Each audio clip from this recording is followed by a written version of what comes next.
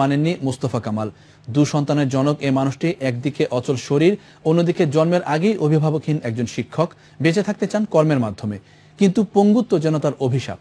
যদিও এই শিক্ষকের কাছে পাঠ নেওয়া ছাত্ররাই এখন উচ্চমানের কর্মকর্তা, কিন্তু একটি চাকরির সন্ধানে এখনও তার নিরন্তর ছুটে চলা।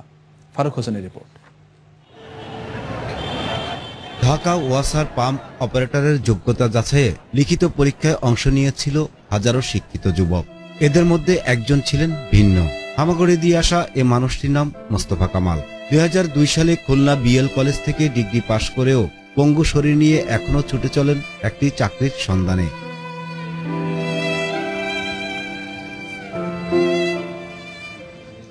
আরো 8-10টা সংস্থা আমি এভাবে পরীক্ষা দিয়েছি, কিন্তু আসলে আমি শুনেছি যে প্রতিবন্ধী কোঠা আছে, কিন্তু বাস্তবের প্রয়োগ আছে কিনা আমার জানা নাই। জন্মের আগেই জন্মদাতাকে হারানোর বেদনার সঙ্গে জন্মের 3 মাস পর পোলিওতে আক্রান্ত হয়ে অচল হয়ে যায় জীবনের সূচনা। তারপর যাপিত জীবন তার জন্য এক রাজ্যের যন্ত্রণা। আমার আর চাকরির বয়স আছে মাত্র 6 মাস। আমার মনে হচ্ছে চাকরি হবে না, তারপর আমি চেষ্টা করতেছি, আমি যুদ্ধ করতেছি যে আমি যেন চাকরি পাই। তারপরও থেমে থাকেনি মোস্তফা। পড়াশোনা শিখে টিউশনি করে অর্জন করেছেন সুনাম। তারই ছাত্ররা এখন প্রতিষ্ঠিত হলেও বঞ্চিত থেকে গেছেন তিনি। আমি যখন ক্লাস 3-তে পড়ি তখন থেকে তার কাছে পড়ালেখা করছি একেবারে মেট্রিক পর্যন্ত। টিচার হিসাবে তার কথা আমি আর কি বলবো, খুবই প্রশংসনীয় এবং আমার এলাকায় উনি যথেষ্ট সম্মানের সহিত আছে। মোস্তফা স্যার আমাদেরকে খুব ভালো শিক্ষা দিত এবং খুব ভালোভাবে অঙ্ক ইংলিশ এগুলো খুব ভালোভাবে পড়াইতো।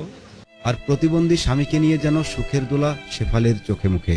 সে অনেক কষ্ট করে আসলে এই মানুষ হয়েছে, সেটা আমরা জানি, বা আমার শাশুড়ি সে তার মুখে আমরা শুনছি বলছে। আমার শাশুড়ি যখন বলে তখন আমরা কান্না করে দিই, এভাবে বলে।